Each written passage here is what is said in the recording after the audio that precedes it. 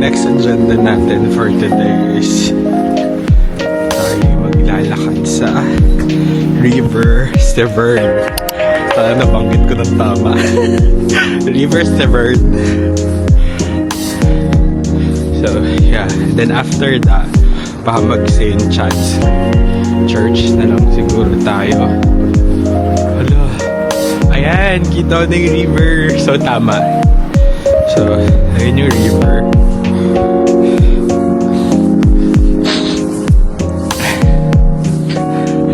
Actually, para siya yung nasa Bridgerton.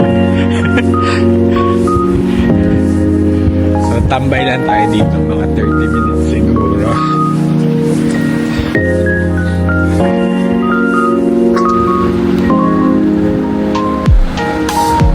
Wow!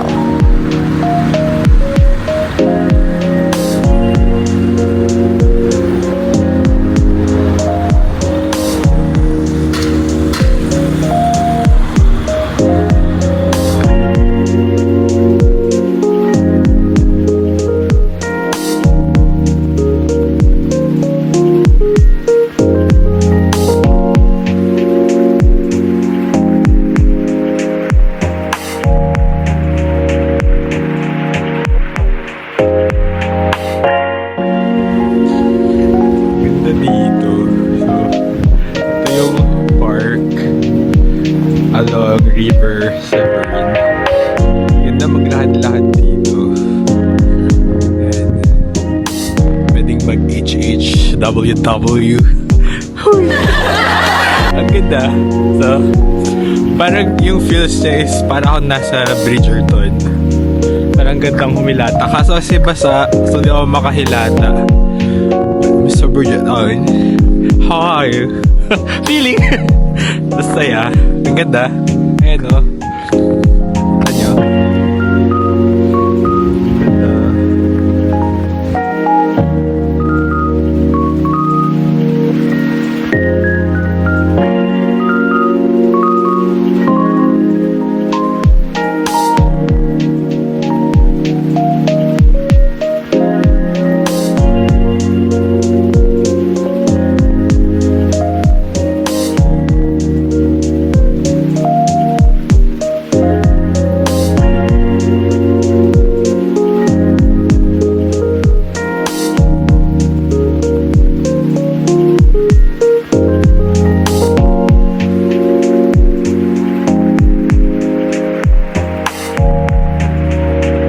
So, nandito tayo sa The Dingle.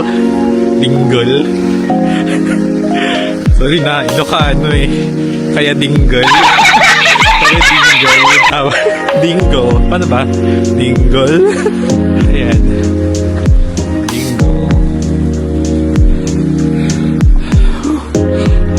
Kita niyo ba? Sorry.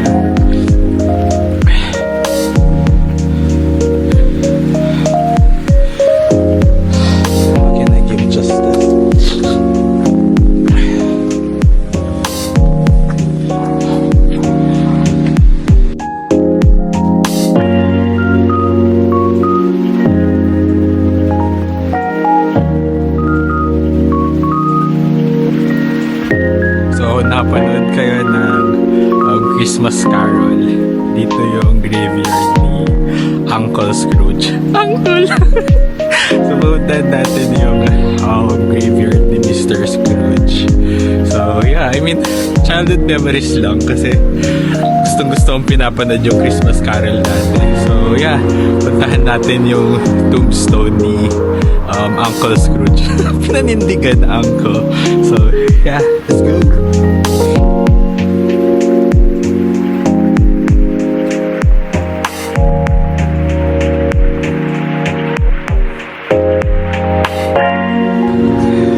Sabi nila, combination daw ng medieval and Gregorian architecture dito sa Shrewsbury.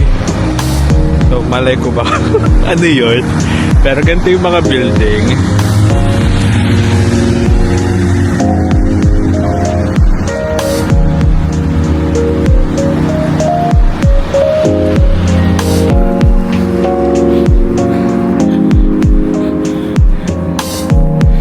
Tama ba? Ito yung medieval.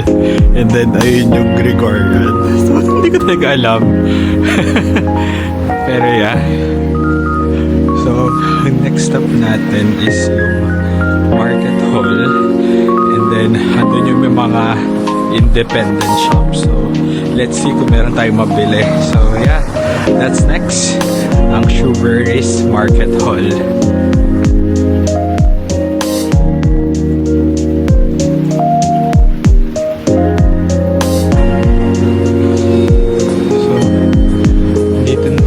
Sa Market Hall, and parang mga sarado na ata sila, pero this is how it looks like.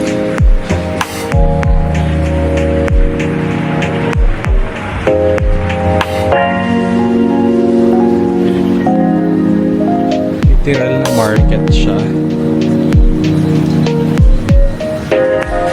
mga fresh produce.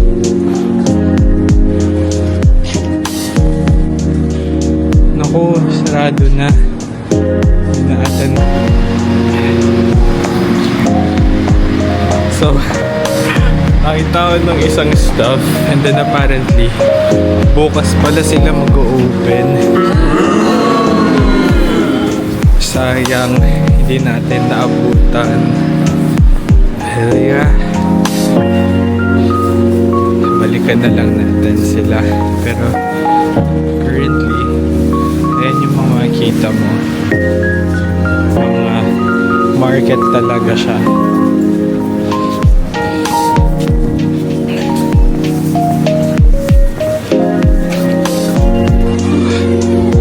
So, gutom na ako. So, baka mag-lunch muna ako dito before ako umuwi. And whenever I have opportunity kasi na kumain ng fish and chips, ginagawa ko. So, famous daw yung mother who board at ayun ng fish and chips. So, dun tayo kakain today. And then let's see, i-judge natin. So, yeah.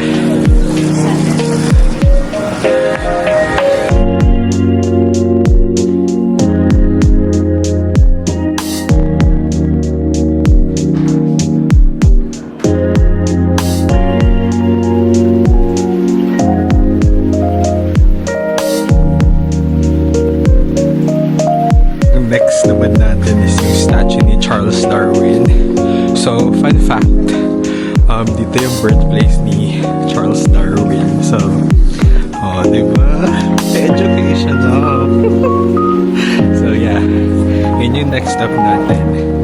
So, ito na guys, yung statue ni Tito Darwin. Tito Darwin.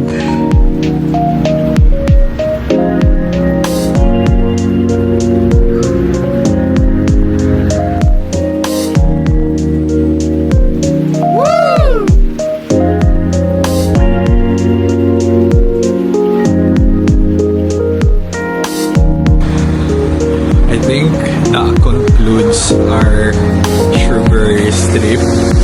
So, napuntahan naman natin lahat. Ay, sorry. Di pa natin napuntahan lahat. Except yung Market Hall and yung castle.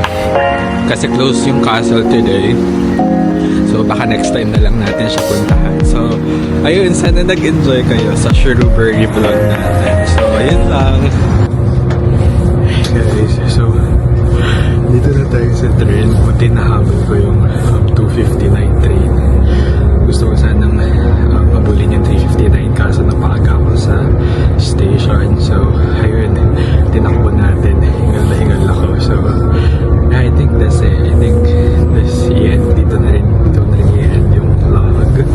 So, yeah. Hope you guys enjoy it. And then, see you guys sa next vlog. So, bye-bye. Depositing water never flow backwards. Tick tock, I still gotta work hard to get job forward. Masingit ko lang siguro dito sa vlog is yung ating pag-look back sa 2024. So, I mean, yung reflection natin and then maybe our goals next year, di ba? So, reflection, looking back sa 2024, naging okay naman yung 2024 for me. And then, nasimulan naman natin ang gusto nating simulan. So, one of which is vlogging. So, ayun. So, sana magtuloy-tuloy. And yeah, I'm just grateful to everyone who's supporting me and watching my vlogs. Mga nakikichismis sa buhay ko. Yeah, I think yung 83 subscribers ko, hello, hi, sa inyong lahat. And then, hopefully this year, maging 500 na siya para ma-monetize na tayo. Mga pera. Pero yeah, I think I'm grateful for 2024. Even 2023, I didn't had like any reflections before. But looking back to 2023, I can consider 2023 as my success era. Because, ayun, nag-open yung door dahil napunta ako dito. And then, it's been almost 2 years now. And I'm still enjoying my stay here in the UK. So, hopefully, magtuloy-tuloy. And, meron pa akong 3 years para mag-ILR. Pero yeah, I think that's something that I should be grateful for. And then, I think hopefully kayo din. I mean, hindi nyo napapansin yung mga goals nyo sa buhay na achieve nyo na. And yung mga pinagpipray nyo before is natutupad na. So, I think that's something that we should be grateful about. And then, something that we should be thankful to God. Kasi, binibigay niya lahat ng mga needs and wants natin at the same time. So, yeah. I'm just happy that I spent the New Year's with my family this year because I didn't had the opportunity to join them last year. But this time, nakasama na ako sa New Year namin for 2025. So I'm just happy that I spent time with my family and nakita ko silang lahat. Yung mga pinsan kong sobrang liit ngayon, naiyak tuloy ako. Ang lalaki na nila. And yeah, I'm just happy that everyone is healthy. I can see their smile. I mean, everyone is happy. So yeah, I think pwede kong isama yun as something that I'm grateful for. And namimiss ko din naman yung family ko back home. Pero such that this opportunity is once in a lifetime as well. And prangka na akong prangka. Opportunity-wise, maganda talaga sa abroad. It really pays a lot if you work abroad, if you know what I mean. But, yeah, I think this is something that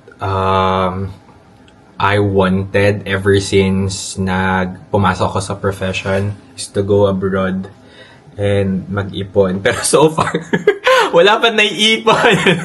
Pero I'll try again this year to save and then spend again towards the end of this year because I'm planning to go home this year but not in the Philippines. Let's see what happens. But yeah, I'm just thankful that everyone is healthy, my family, my friends. And I really miss them a lot. But we need to be strong, resilient, and thank you. Naging pageant. Pero yeah, I think that's it. And then hopefully guys, you as well can reflect on what you have done or what you have accomplished in the past years. And then hopefully, whatever you wish or dream for this year will happen as long as you put an effort as well to your goals. And yeah, I think that's it. Oh, shout out time. Ayan, may nagpapa-shout out. So, shout out sa a friend ko nung college day. So, hi Ira, Jen, Milo. So, ayun. So, sana makagala tayo soon. But, yeah, shout out sa'yo. And I think that's it. So, hope you guys enjoyed the video. And see you to the next vlog. Bye! Happy New Year, by the way. Happy New Year, guys. Flow backwards. Tick tock. As they gotta work hard to get job forward.